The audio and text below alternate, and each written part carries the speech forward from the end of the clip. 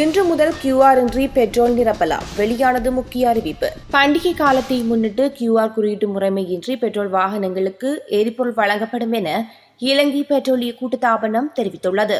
அதன்படி இன்று நள்ளிரவு முதல் எதிர்வரும் 18ஆம் தேதி நள்ளிரவு வரை இந்த நடைமுறை அமலில் இருக்கும் என அந்த கூட்டுத்தாபனத்தின் முகாமைத்துவ பணிப்பாளர் மயூர நேத்திகுமார் தெரிவித்துள்ளார். இருப்பினும் இந்த காலப்பகுதியில் ஒற்றை இரட்டை நடைமுறை அமலில் இருக்கும் எனவும் தெரிவிக்கப்பட்டுள்ளது.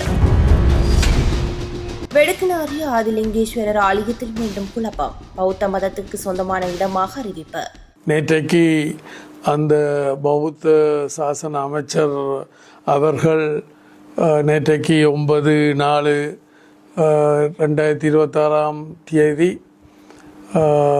நாடாளுமன்றத்தில் வடுக்குநாரி ஆதிலிங்கேஸ்வரர் ஆலயம் தொடர்பில் தன்னுடைய கருத்தை வெளிப்படுத்தியிருந்தார். அங்கு பௌத்த மதத்திற்குரிய அடையாளங்கள் வரலாற்று ரீதியாக காணப்படுவதாகவும் அதை தாங்கள் ஒரு பௌத்த மதத்திற்குரியதென்று வர்த்தகமானியில் பிரசுரிக்க இருப்பதாகவும் அவர் தெரியப்படுத்தியிருந்தார். நாங்கள் அவருடைய இந்த கருத்தை நாங்கள் ஏற்றுக்கொள்ளவில்லை. இது இனங்களுக்கிடையில் உண்மையை மறைக்கிறதாகவும் வரலாற்றை மறைக்கிறதாகவும் இனங்களுக்கிடையில் சந்தேகங்களை அவநம்பிக்கைகளை ஏற்படுத்துவதாகத்தான் அமையும் என்று நாங்கள் நினைக்கின்றோம். இந்த அடிப்படையில் தான் ஏற்கனவே நாங்கள் ஆட்சியில் இருந்த பொழுது அதை கையாண்டு ஒரு சுமூக நிலைமைக்கு கொண்டு வந்திருந்தோம். ஆனால் தூரபஷ்டவசமாக இன்றைய நிலைமை அதை மாற்றியமைக்கின்றது போல்தான் தெரிகின்றது. அந்த வகையில் இது தொடர்பாக விளக்கி எவ்வாறு நடவடிக்கைகள் எடுக்க வேண்டும் என்பது தொடர்பாக அனுர ஜனாதிபதி அவர்களுக்கு நான் ஒரு கடிதம் அனுப்ப இருக்கின்றேன். யாழ்ப்பாணம் தையிட்டு திசவிகாரை அமைந்துள்ள காணிகளை அளவீடு செய்யும் பணிகள் ஆரம்பம். அமைச்சர் கூறிய முக்கிய தகவல். யாழ்ப்பாணம் தையிட்டு திசவிகாரை அமைந்துள்ள காணிகளை அளவீடு செய்யும் பணிகள் எதிர்வரும் 17ஆம் தேதி இடம்பெறவுள்ளது. காணிகள் அளவீடு செய்து காணி உரிமையாளர்களை உறுதி செய்த பின் மிக விரைவில் அவற்றை உரிமையாளர்களிடம் ஒப்படைப்போம் என கடல் தொழில் அமைச்சர் ராமலிங்கம் சந்திரசேகர் தெரிவித்துள்ளார். எதிர்வரும் 17ஆம் தேதி காலை 9 மணிக்கு இந்த காணி உரிமையாளர்கள் தாங்களுடைய காணிகளை அடையாளப்படுத்துவதற்காக அந்த காணி உரிமையாளர்கள் மூவரும் அல்லது அவர்கள் உறவினர்கள் மூவரும் அதே நேரத்தில் நில அளவையாளர்கள் எல்லோருமே சேர்ந்து அதே போன்று எங்களுடைய ஜிஏ அதே போன்று ஏஜிஏ எல்லோருமே சேர்ந்து அந்த காணிகளை அளவிட்டு அடையாளப்படுத்திக் கொள்வதற்கான நடவடிக்கைகளை ஆரம்பிக்க இருக்கின்றோம். அபகாறு காணிகளை அடையாளப்படுத்தப்பட்டதன் பிறகு அதை உறுதிப்படுத்தியதன் பிறகு மீண்டும் ஒரு கூட்டத்தை கூடி இதோ இந்த மக்களுடைய காணிகள் உறுதிப்படுத்தப்பட்டிருக்கின்றது, அது நில அளவின் ஊடாகவும் உறுதிப்படுத்தப்பட்டிருக்கின்றது, இதற்கு மேலாத எந்த விதமான சான்றுகளும் தேவைப்படாது. அப்போ அந்த சகல சான்றுகளும் அடங்கிய உண்மை நிரூபணமாக இருப்பதன் காரணமாக இந்த காணிகளை உடனடியாக விடுவிக்கப்பட வேண்டும் என்பதில் விசேடமாக நடவடிக்கை எடுப்பதற்கு அரசாங்கம் என்ற வகையில் நாங்கள் முன்வந்திருக்கின்றோம். போக்குவரத்து விதிமீறல்களை அறிவிக்க விசேட வாட்ஸ்அப் இலக்கம் அறிமுகம். பிரதி போலீஸ் மா அதிபர் அறிவிப்பு. புத்தாண்டு கால பகுதியில் போக்குவரத்து விதிகளை மீறும் சாரதிகளுக்கு எதிராக கடும் சட்ட நடவடிக்கை எடுக்கப்படும் என போக்குவரத்து முகாமைத்துவம் மற்றும் வீதி பாதுகாப்பு பிரிவுக்கு பொறுப்பான பிரதி காவல்துறை மா அதிபர் WPJ சேனாதீர தெரிவித்துள்ளார். போக்குவரத்து விதிமீறல்கள் தொடர்பான வீடியோ ஆதாரங்களை பொதுமக்கள் சமர்ப்பிப்பதற்காக விசேட வாட்ஸ்அப் இலக்கம் ஒன்று அறிமுகப்படுத்தப்பட்டுள்ளது. அதற்கமைய 0747555600 என்ற வாட்ஸ்அப் இலக்கம் அறிமுகப்படுத்தப்பட்டுள்ளது. பொதுமக்கள் தமக்கு தென்படும் போக்குவரத்து விதிமீறல்களை காணொலிகளாக பதிவு செய்து இந்த இலக்கத்திற்கு அனுப்பி வைக்க முடியும் என தெரிவிக்கப்பட்டுள்ளது. மின்சாரத்தை சிக்கனமாக பயன்படுத்துங்கள், மக்களிடம் கோரிக்கை. எதிர்வரும் புத்தாண்டு பண்டிகை காலத்தில் மின்சாரத்தை மிகவும் பொறுப்புடன் பயன்படுத்துமாறு பொதுமக்களிடம் கோரிக்கை விடுக்கப்பட்டுள்ளது. இலங்கை நிலையான ஆற்றல் அதிகார சபையின் தலைவர் DMWJ பண்டார இதனை தெரிவித்துள்ளார். அவர் மேலும் தெரிவிக்கையில், குறிப்பாக இலங்கை போன்ற நாடுகளுக்கு புதைப்படிவ எரிபொருளை பெறுவதில் பெரும் சவால்களை உருவாக்கியுள்ளதாக குறிப்பிட்டுள்ளார். குறிப்பாக இரவு 6 மணி முதல் 10 மணி வரையிலான காலப்பகுதியில் மின்சார தேவை மிக அதிகமாக இருப்பதால் அந்த நேரத்தில் தேவையற்ற மின் பயன்பாட்டை குறைத்துக் கொள்ளுமாறு அவர் வலியுறுத்தியுள்ளார். கொழும்பில் 10 வயது மாணவி வீதி விபத்தில் உயிரிழப்பு. பேருந்தில் இருந்து கீழே இறங்கும் போது நடந்த துயரம். கொழும்பு மட்டக்குளி பகுதியில் இடம்பெற்ற பேருந்து விபத்தில் பாடசாலை மாணவி ஒருவர் உயிரிழந்துள்ளார். குறித்த விபத்து மட்டக்குளி காவல்துறை பிரிவிற்குட்பட்ட ஹேந்தல்ல தொட்டுப்புற வீதியில் நேற்று நண்பகல் இடம்பெற்றுள்ளது.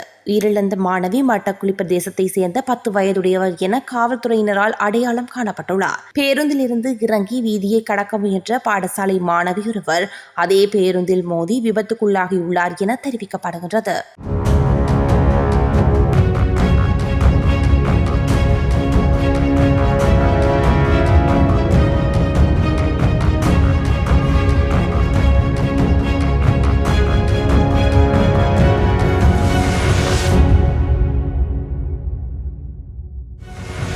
கடந்த 2ஆம் தேதி இந்த ஏப்ரல் மாதம் 2ஆம் தேதி கிளிநொச்சி மாவட்டத்தினுடைய பச்சிலைப்பள்ளி பிரதேச செயலாளர் பிரிவுக்குட்பட்ட யக்கச்சியில் ஊர்வணிகன்பற்றி என்கிற கிராமத்தில் இருக்கின்ற காணி அந்த மக்களுக்குரிய சொந்த காணி.